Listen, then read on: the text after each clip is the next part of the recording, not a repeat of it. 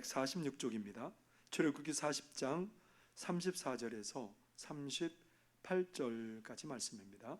앞에 있는 화면을 보셔도 되겠습니다. 출애굽기 40장 34절에서 38절까지 말씀입니다.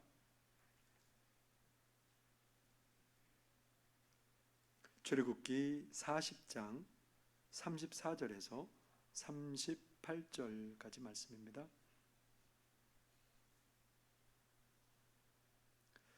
이제 제가 하나님의 말씀을 봉독하겠습니다. 하나님의 말씀을 경청하시기 바랍니다.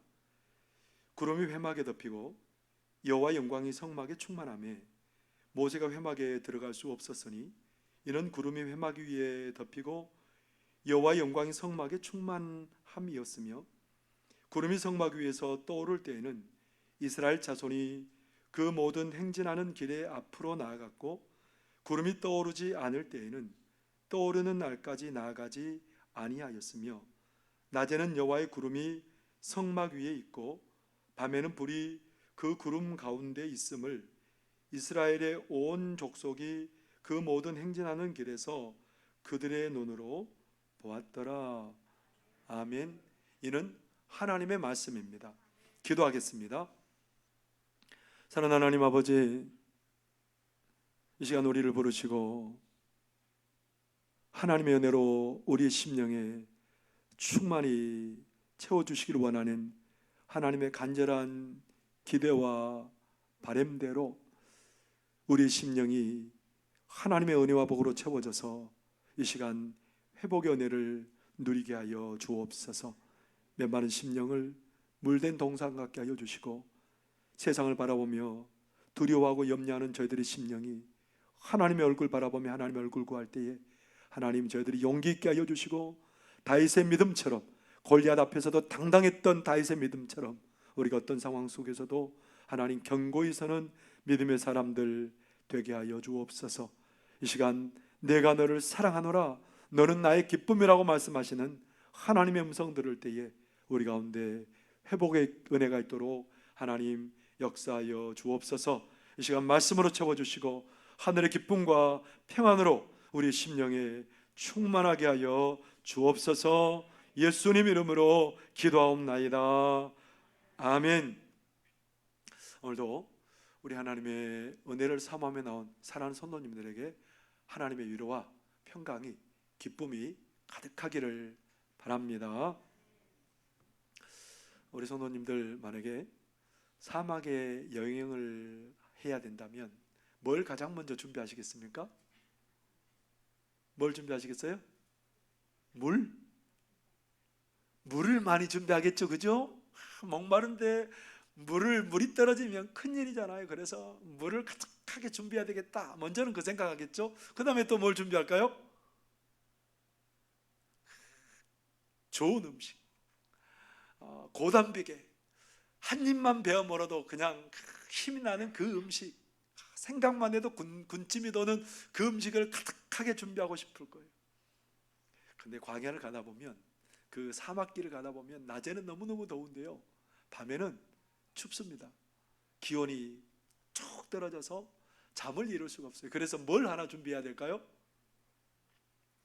추운 겨울에도 춥지 않는 침낭. 이 정도면 됐어요, 그죠? 먹을 것도 있고 물도 있고 잠잘 것도 만들고 침낭도 있고 다 있는데, 근데 꼭 절대로 빠져서는 안 되는 게 있습니다. 우리 이승훈 권사님 오늘 그거 꼭 가져간대요. 먼저 말씀하셔서 제가 얘기도 안 했는데, 이승훈 권사님 뭐라고 그랬어요? 나침반 가져가야 돼요. 나침반. 아무리 모든 걸 다 준비해 가도 뭐가 없으면 안 돼요? 나침반이 없으면 사막 가운데 길을 잃고 헤매다가 물을 아무리 2트럭, 3트럭 가져가도 소용없고, 아무리 많은 음식을 가져가도 절대 소용이 없습니다. 좋은 침낭 가져가도 그건 나중에 소용이 없죠. 근데 나침반이 있으면 언제든지 방향을 똑바로 해서 그곳을 빠져나갈 수 있는 거죠. 이번에 우리나라 산악인 중에 유명한 김흥빈 산악인의 소식이 우리의 마음을 아프게 했더랬습니다. 이 김흥빈 산악인이 1991년에 북미에 있는 맥킨리를 등반하다가 동상으로 인해서 10손가락이 전부 다 없어졌습니다. 그냥 그는 손가락이 없는 채로 살아가요. 그래서 그런 상황이지만 많은 사람들에게 희망을 주고 살기 위해서 7개 대륙에 있는 그 대륙마다 있는 최고의 봉우리에 가서 전부 다 등정을 했습니다. 완등을 했어요. 그것도 대단한데 히말라야에 있는 8,000m가 넘는 14개의 봉우리를 손이 없는, 그 손가락이 없는 손으로 그렇게 등반에 성공하게 되었습니다. 이번이 14번째였어요. 브로드피크라는 그 산을 그렇게 등반하고 성공하고, 그는 그렇게 말을 했답니다. 코로나로 어려운 국민들에게 힘이 되고 싶다라는 거예요. 힘이 되고 싶었다라는 거예요. 용기를 주고 싶었다라는 거예요. 그렇게 해서 성공하고 내려오다가 조난을 당했습니다.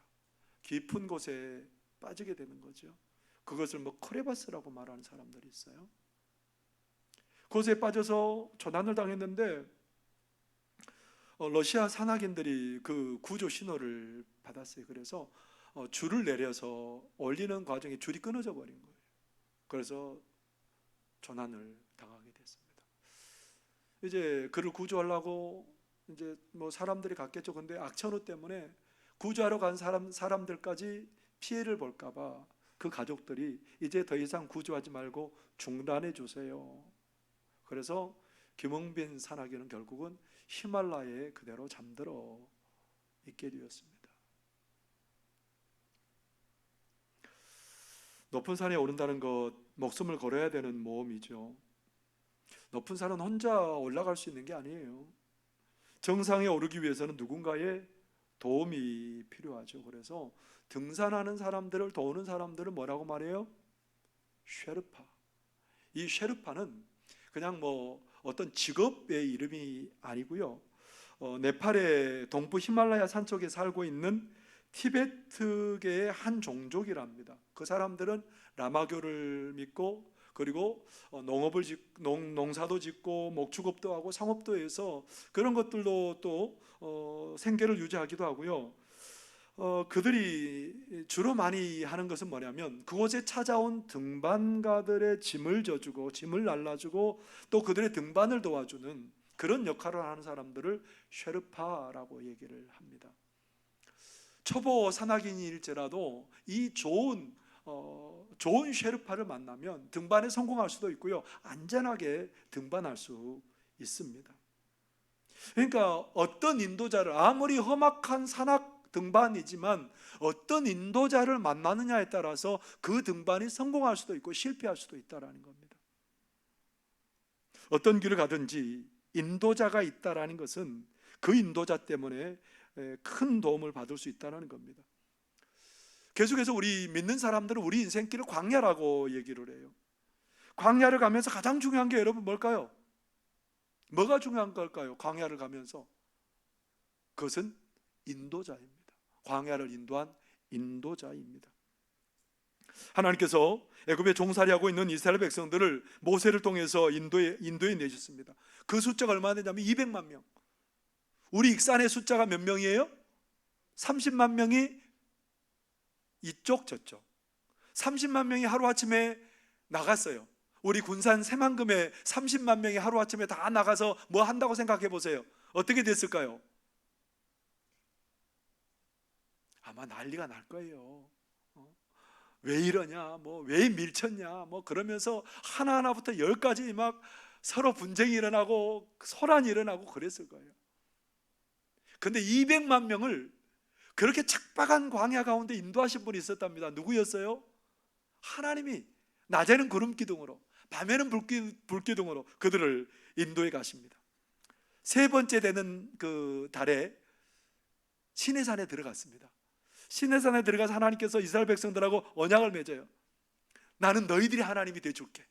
무슨 말이에요? 나는 너희들을 인도하고 지키고 너희들이 하나님이 되어서 너희들을 꼭 복된 길로 내가 인도해 줄게. 그러니까 너희들은 나의 백성이 되어다오. 이스라엘 백성들이 하나님 당연히 우리가 하나님의 백성이죠. 하나님만 섬기고 살겠습니다. 하나님만 의지하고 살겠습니다. 그래서 하나님께서 이스라엘 백성들에게 내려준 게 뭐냐면 십계명하고 율법이에요. 이스라엘 백성들이 이제 그 법대로 살기로 그렇게 계약을 한 거죠, 하나님과. 그리고 하나님께서 뭘 만들려고 그러냐면 너희들은 지금부터 성막을 만들어라는 겁니다. 그래서 출애굽기 25장부터 31장까지가 하나님께서 모세에게 성막을 보여주시면서 이 모형대로 만들라는 거예요. 이렇게 꼭 만들라는 거예요.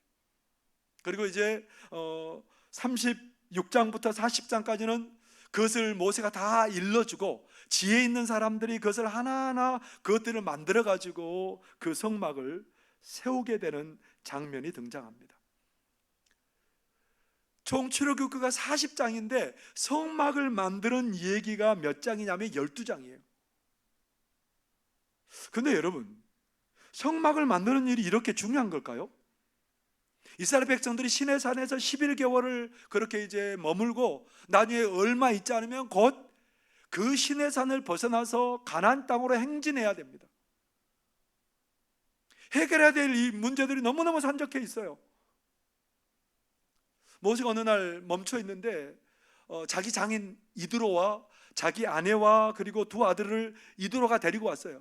데리고 왔는데 모세가 가족들이 왔으니까 좀 시간을 내서 함께 얘기도 좀 하고 그러면 얼마나 좋겠어요. 그런데 아침부터 저녁까지 뭐 하고 있냐면 백성들을 재판하느라고 눈코뜰 새 없이 지내고 있는 거예요.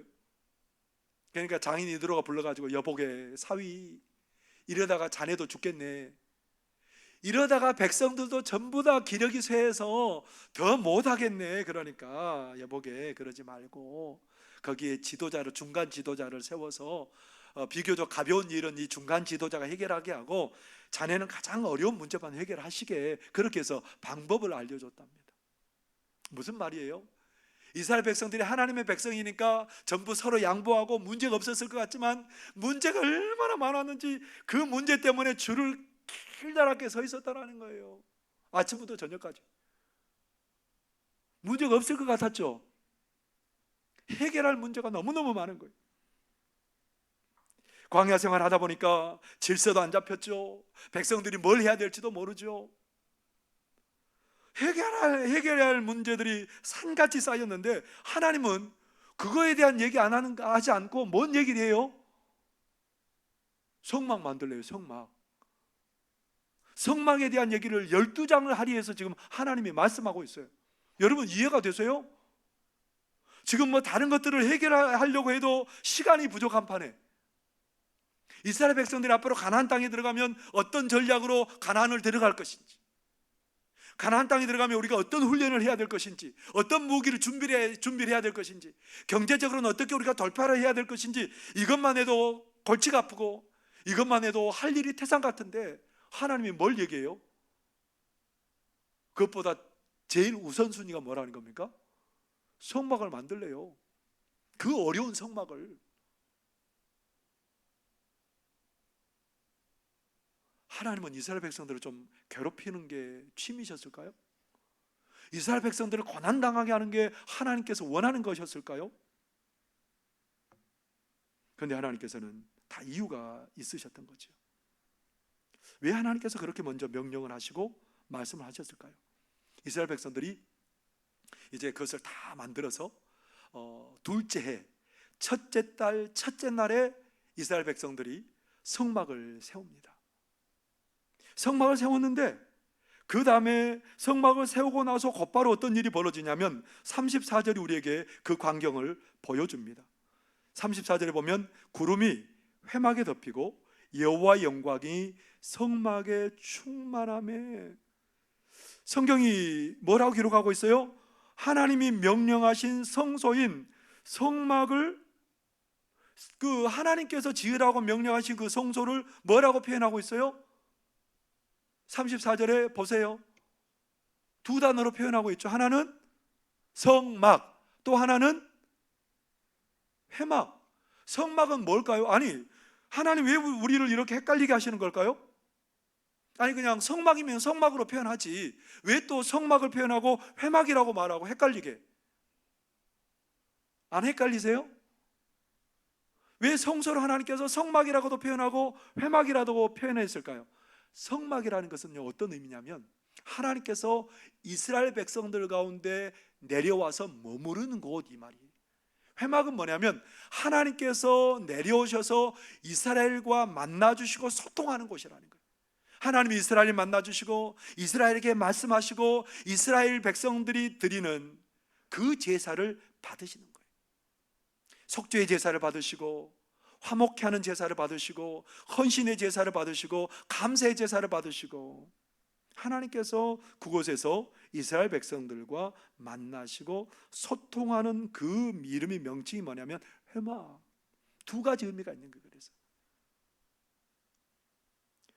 하나님께서 이스라엘 백성들의 회막을 지으라고 명령하신 출애굽기 25장 8절에 이렇게 말씀하십니다. 내가 그들 중에 거할 성소를 그들이 나를 위하여 짓되, 그렇게 말합니다. 성소를 일컬어서 뭐라고 말했다고요? 성막, 회막으로 지금 부르고 있습니다. 감리교 신학대학 교수이신 왕대일 교수님은 이 말씀을 이렇게 설명합니다. 여러분 한번 자막을 보시겠습니까? 성소는 거룩한 목적을 위해 구분해 놓은 장소이다. 신의 산에 강림하신 하나님이 이제는 신의 산 아래 이스라엘 진영 가운데 성소로 강림하시고자 한다. 하나님은 지금 신의 산 위에 계신다. 이스라엘은 지금 신의 산 아래에 있다. 그러니까 내가 그들 중에 거할 성소라는 말은 신의 산 위에 계시던 하나님이 신의 산 아래로 내려오시겠다는 뜻이다. 하늘의 하나님이 신의 산으로 내려오셨다가 이제는 신의 산 아래 땅으로 내려오려고 하신다는 것이다. 여러분, 하늘에 계신 하나님이에요. 누구도 하나님을 만날 수 없고 누구도 하나님께 나아갈 수 없는데 그 하나님이 어디로 임하신 거예요? 신의 산에 오신 거예요. 신의 산에 오신 하나님이 성막을 지으라고 말씀하시고 어디로 내려오세요? 신의 산에서 산 아래에 있는 이스라엘 백성들에게 내려오셨다는 거예요. 무슨 말이에요? 사랑하는 내 백성들아, 내가 너희와 함께 할게, 이 말이에요. 내가 너희와 함께해서 너희와 동고동락할게, 이 말하고 계시는 거예요. 하나님이 함께 계신다는 거예요. 그래서 이 말을 뭐라고 말해요, 여러분? 하나님이 함께 계신다. 하나님이 나와 함께, 하나님이 우리와 함께 계신다는 이 말을 뭐라고 부르죠? 졸리워서 눈을 감고 계시는 건 같은데요. 임마누엘, 하나님이 우리와, 세상에 이런 은혜가 어디 있겠어요? 하나님이 우리와 함께 계시면 우리와 함께 계시는 그 하나님 때문에 모든 것이 채워지는 역사가 일어나게 될 줄 믿습니다. 하나님이 함께 계시면 광야도 결코 두려워하지 않아요. 광야에도 하나님의 것으로 가득하게 채워주는 복을 우리가 누릴 수 있다라는 거예요. 뭔가를 하려고, 뭔가를 추구하려고 그러기보다는 그 함께 하신 하나님께서 채워주실 그런 복들을 바라볼 수 있게 된다라는 거예요. 창세기 28장에 보면 야곱이 에서의 양가품을 피해서 도망갑니다. 외삼촌 라반의 집으로 도망가는데 얼마나 두려운지 몰라요. 짐승들이 저녁에 와서 나를 해하지 않을까? 지금 조금 걸어가다 보면 강도들이 나타나서 나를 죽이지 않을까? 옛날에 고대 시대에 먼 길을 여행한다는 것은, 이거 더더구나 혼자 여행한다는 것은 생명을 각오한 일이에요. 너무너무 어둡습니다. 너무너무 캄캄합니다. 야곱이 돌베개 하나 베고 자려고 하는데 잠이 들겠어요? 선잠을 자고 있었을 거예요. 잠이 잘 안 왔을 거예요. 야곱의 상황이 너무 캄캄한 상황이기 때문에 돌베개 베고 잠을 자고 있는데 꿈에 하늘까지 사닥다리가, 그렇게 큰 사닥다리가 연결되어 있고 그 사닥다리를 통해서 천사들이 오르락내리락하고 그 사닥다리 위에 누가 계셨을까요? 하나님이 계셨어요. 하나님이 계셔서 야곱에게 뭐라고 그러세요? 야곱아, 너가 누워있는 이 땅을 너와 후손에게 줄게. 그리고 너의 자손들이 동서남북으로 퍼져가서 온 땅에 가득하게 해줄게. 그리고 너와 너의 자손 때문에 모든 민족이 복을 누리도록 해줄게. 너무너무 하나님께서 그렇게 복된 약속을 하니까 너무너무 힘이 나는 거예요. 근데 결정적으로 하나님께서 창세기 28장 15절에 이렇게 야곱에게 말씀하십니다. 내가 너와 함께 있어 내가 어디로 가든지 너를 지키며 너를 이끌어 이 땅으로 돌아오게 할지라 내가 내게 허락한 것을 다 이루기까지 너를 떠나지 아니하리라 하신지라. 우리 하나님 야곱에게 뭐라고 말해요? 나 너와 함께 할게. 나 너를 떠나지 않을게. 야곱이 이 말을 듣는 순간 캄캄했던 그 상황이 환한 빛처럼 밝아지는 거예요. 밝아오는 어느 아침처럼 소망이 가득하게 생기는 거예요. 함께 하신 하나님 때문에 어떤 일이 벌어졌을까요? 자기의 깨로 살려고 했는데 하나님이 함께 하시겠다라는 거예요. 외삼촌 라반, 야곱보다 단수가 좀 높아요. 외삼촌 라반 집에 가서 14년 동안 뼈 빠지게 일을 하고 아무것도 없습니다. 근데 하나님께서 야곱에게 6년 동안 모든 것을 다 쏟아부어 주십니다.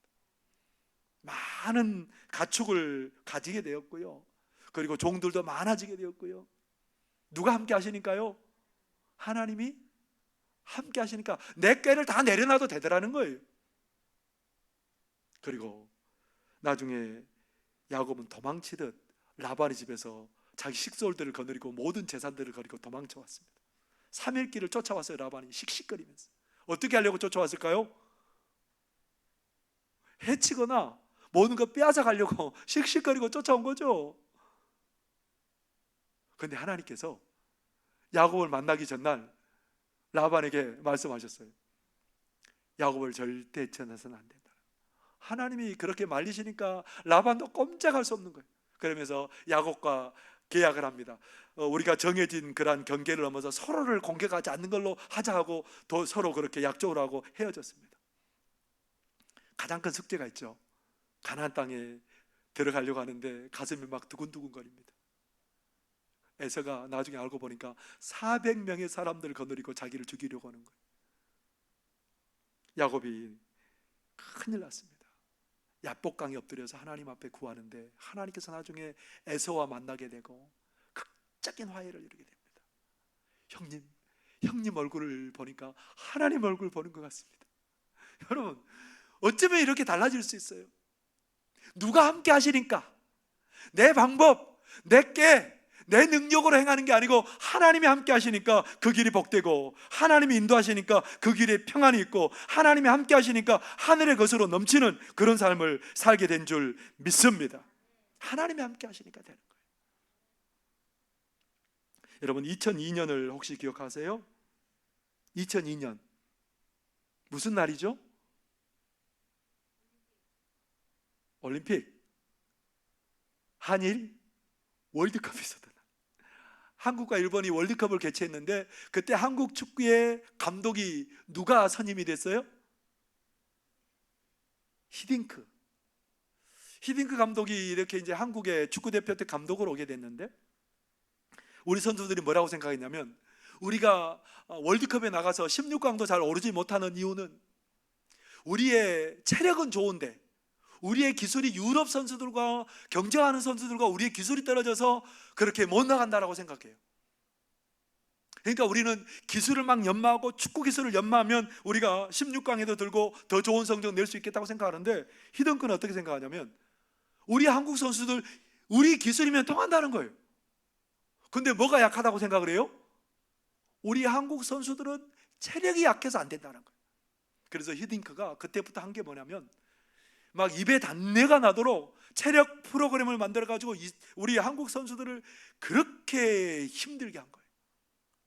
그렇게 체력 훈련을 하고요, 강팀하고 그 경기를 해서 막 5대 몇으로 지고, 그러니까 얼마나 실망스러워. 그렇게 힘들게 훈련했는데 강팀과 붙어가지고 5대 몇으로 지고 막 크게 그렇게 패하니까, 그러면서 선수들이 연단되기 시작한 거예요. 그 모든 과정에 누가 함께 한 거예요? 히딩크 감독이 그 모든 과정에 함께하고 선수들과 함께 그렇게 생사고락을 함께합니다. 어떻게 됐을까요? 그 정글과 같은 누구를 밀쳐내지 않으면 내가 안 된다라고 그렇게 치열한 싸움이 있는 그 월드컵에서 우리나라가 어디까지 갔다고요? 안 보셨어요? 아, 정말 답답하네요. 4강 16강도 어려운데 8강은 더 어려운데 몇 강을 갔다고요? 와, 그런 일이 또 오면 좋겠습니다. 4강까지 들어갔답니다. 4강. 누가요? 탁월한 지도자가 한 사람 함께 하니까, 탁월한 지도자가 그들과 함께 동행하니까 4강까지 가더라는 거예요. 오르지 못할 곳에 오르더라는 겁니다. 근데 우리 하나님과 히든크를 비교하면 누가 셀까요? 우리 목사님 정말 비교도 안 되죠. 이 우주에 히든크는 먼지만도 못하죠. 근데 우리 하나님은 온 우주에 전부예요. 그 하나님이 오늘 나와 함께 하신답니다. 그 하나님이 오늘 나와 함께 하신답니다. 광야와 같은 인생길에 나와 함께 하신답니다. 그렇기 때문에 우리는 그 하나님의 함께 하심을 늘 열망하고 갈망하는 사람들이 되실 수 있기를 바랍니다. 우리 광야를 살아가는 우리 인생들이 해야 될 것 하나가 있다면 그것은 오직 우리 주님 나와 함께 해 주십시오. 우리 주님 나와 동행해 주십시오. 이것을 우리가 가장 바라야 될 그 한 가지 소망인 줄 믿습니다. 그래서 요한계시록 3장 20절에는 이렇게 말씀하고 계십니다. 볼지어다 내가 문 밖에 서서 두드리노니 누구든지 내 음성을 듣고 문을 열면 내가 그에게로 들어가 그와 더불어 먹고 그는 나와 더불어 먹으리라. 라오디게아 교인들에게 하는 말씀이에요. 라오디게아 교인들은 무슨 생각이냐면 나는 부자다, 이만하면 만족하다. 그런데 우리 주님이 뭐라고 말하냐면 너희는 가난하다, 헐벗었다, 눈멀었다. 왜 이들이 그렇다고 얘기를 하는 거예요? 하나님이? 우리 주님의 눈에는 그들이 많은 것 가지고 있는 것 같고 그들이 모든 것 풍성한 것 같을지라도 그들에게는 없다라는 거예요. 무슨 열정이 없기 때문에 우리 주님과 함께하고 함께 먹고 함께 동고동락하게 하려고 하는 그런 열정이 없기 때문에 그들은 가난하고 눈멀고 헐벗었다고 표현해요. 그렇기 때문에 오늘날 광야와 같은 이 세상을 살아가는 우리들이 한 가지 해야 될 일이 있다면 그것은 뭘까요? 그것은 뭘까요? 우리 주님과 동행하는 거예요. 우리 주님과 함께하는 거예요. 우리 주님과 함께할 때에 우리의 삶에 주님의 것으로 체험받는 역사가 일어나게 될 줄 믿습니다.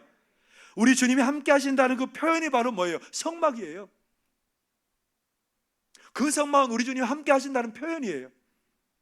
하나님께서는 성막을 통해서 나는 너희들과 함께하고 너희들을 인도하는 하나님이다, 이 얘기하고 싶은 거예요. 오늘 본문의 말씀 36절 37절의 말씀입니다. 구름이 성막 위에서 떠오를 때에는 이스라엘 자손이 그 모든 행진하는 길에 앞으로 나갔고 구름이 떠오르지 않을 때에는 떠오르는 날까지 나아가지 아니하였으며. 하나님께서는 누구의 길을 인도해요? 이스라엘 백성들의 길을 인도해요. 염려할 필요도 없어요.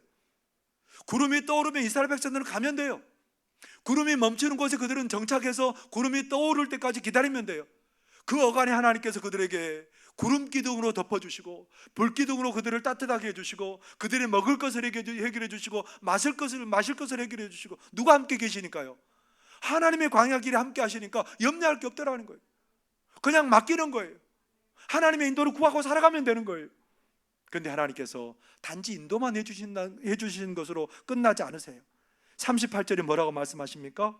낮에는 여호와의 구름이 성막 위에 있고 밤에는 불이 그 구름 가운데 있음을 이스라엘 온 족속이 그 모든 행진하는 길에서 그들의 눈으로 보았더라.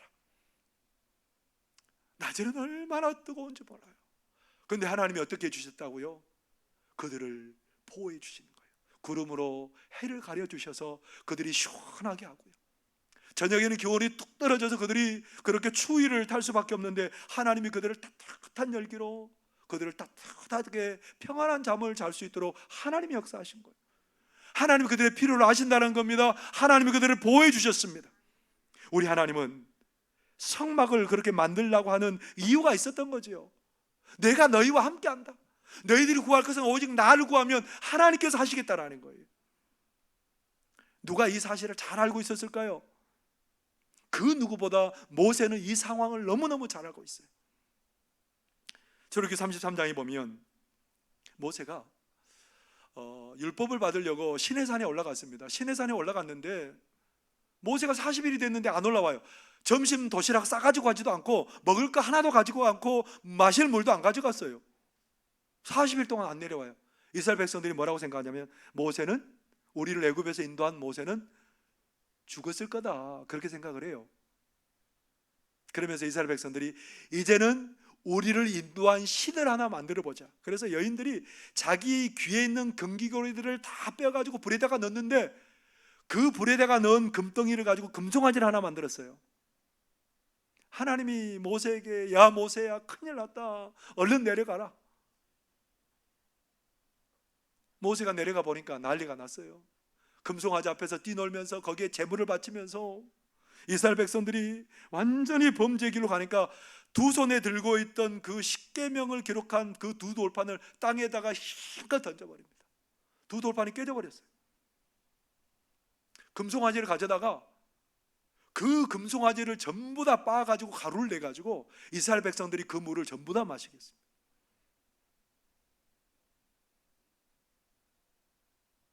하나님이 너무너무 기가 막혀서, 모세야, 나는 이제 이렇게 배은망덕한, 이렇게 고집세고 철모른, 철없는 이스라엘 백성들과 나 안 갈랜다. 하나님이 안 가시겠대요. 이제 이들과 함께 안 가시겠대요. 그러니까 모세가 하나님께 그렇게 말합니다. 하나님, 우리와 함께 가시죠. 우리 함께 하나님 가시죠. 모세가 너무너무 하나님께 간구하니까 하나님께서 그렇게 말합니다. 야 모세야, 나는 안 가고 나의 사자를 너 앞에 보내고 이스라엘 백성들 앞에 보내서 가나안 땅에서 대적을 물리치고 그 땅을 얻게 줄게. 여러분, 그 정도 되면 하나님 고맙습니다 하고 가면 되잖아요. 그런데 모세가 뭐라고 말할까요? 하나님, 싫습니다. 하나님이 안 가면 아무런 소용이 없습니다. 하나님이 안 가시면 안 됩니다. 하나님이 우리만 올려보내지 마시고 하나님이 우리와 함께 해주십시오. 목숨을 걸고 간청해요. 그때 하나님께서 모세에게 뭐라고 말씀하셨을까요? 출애굽기 33장 14절에 하나님이 모세에게 그렇게 말씀하십니다. 여호와께서 이르시되 내가 친히 가리라. 내가 너를 쉬게 하리라. 하나님이 누구와 친히 함께 가리라고요? 모세와 함께 가리라. 모세, 너만 가면 네가 그 짐 때문에 무너지고 넘어질 것이지만 내가 다 감당해 주리라. 내가 모든 문제 다 해결해 주리라. 내가 너의 짐 다 맡아 주리라. 하나님, 우리 하나님은 우리의 삶을 하나님께 맡길 때 함께 하실 줄 믿습니다. 우리의 짐을 대신 지실 줄 믿습니다. 우리 인도하실 줄 믿습니다. 우리를 보호하실 줄 믿습니다. 하나님이 함께 하시면 모든 것에 가득하게 되는 삶이 되게 돼요. 평안이 넘치게 돼요. 기쁨이 넘치는 역사가 일어나게 될 줄 믿습니다. 여러분, 관포지교라는 그런 고사성어를 아십니까? 관포지교. 중국 역사에 등장하는 관중과 포숙이 얽힌 고사성어입니다. 춘추시대 제나래 때에 관중과 포숙이 있었는데 이 두 사람은 한 마을 사람이에요. 이 포숙은 관중을 바라보니까 이 사람이 뭔가 굉장히 큰 그릇이에요.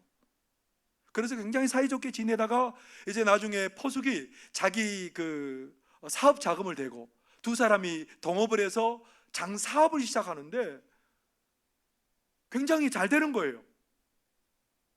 근데 한 가지 섭섭한 건 뭐냐면 관중이 포숙보다 훨씬 많은 이익금을 가지고 가는 거예요. 자기 집으로. 포숙에는 말도 않고 사람들이 그래요. 뭐라고 말하냐면, 어이 포숙, 관중이 자기 사업 자금도 되지 않았는데 자네보다 더 많은 돈을 가져가는데 어떻게 된 건가? 그러니까 포숙이 뭐라고 말하냐면, 관중은 가난하고 식구도 많으니까 더 많이 가져가는 거 너무 당연한 겁니다. 그렇게 얘기를 해줘요. 나중에 전쟁이 일어나서 관중이 전쟁터에 갔다가 도망와 버렸어요. 탈영해 버렸어요. 그러니까 사람들이 관중을 향해서 저 겁쟁이 하면서 막 손가락질. 근데 포숙이 뭐라고 말하냐면, 아닙니다. 저 사람이 자기 목숨 건지려고 도망온 게 아니고 늙은 어머니 봉양하려고 도망온 겁니다. 그렇게 얘기를 해줘요. 계속해서 그 관중을 변호해줘요. 나중에 이 두 사람이 다 정치에 입문하게 되었고요. 관중과 포숙은 근데 섬기는 사람이 다르게 되었어요. 분열이 일어났을 때 포숙이 섬기는 그 사람이 승리했어요. 그래서 이 포숙이 섬기는 사람은 나중에 그 관중을 처형하기로 마음먹고 처형하려고 하는데, 포숙이 자기 주군에게 가서 뭐라고 말하냐면, 제 나라를 이 한 나라만 통치하려고 하면 저만 있어도 충분합니다만은 임금님이 천하를 통일하려고 하면 이 관중을 등용해야 됩니다. 이 관중을 가장 높은 자리에 앉혀주시면 임금님은 천하를 통일하실 수 있습니다. 죽이려고 했는데 관중을, 포숙의 말로 이 임금이 관중을 등용을 했어요.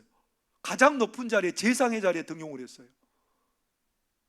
근데 관중이 출중한 재주를 발휘합니다. 이 사람은 뛰어난 경제학자거든요. 그래서 그 제나라가 굉장히 번성하고 부강하게 되고 결국은 중국을 제패하게 되는 그런 나라가 되었답니다. 나중에 사람들이 관중을 향해서 찬사를 보내는데, 이 관중이 하는 말이 이렇습니다. 나를 낳아준 사람은 부모지만 나를 진정으로 알아준 사람은 포숙뿐입니다. 오늘 내가 있는 것은 모두 다 포숙 덕분입니다. 여러분, 누군가 나를 아껴주고 사랑하는 사람과 함께 한다는 일은 복된 일 아닐까요? 관중을 품어주는 그 포숙 때문에 부끄러움에서 벗어날 수 있었고요, 생명을 얻게 되었고요, 높은 자리에 오르게 되었고요, 명예를 얻게 되었던 거죠. 그를 알아주는 한 사람 때문에. 근데 우리 하나님은 누구와 함께 하신다라는 거예요?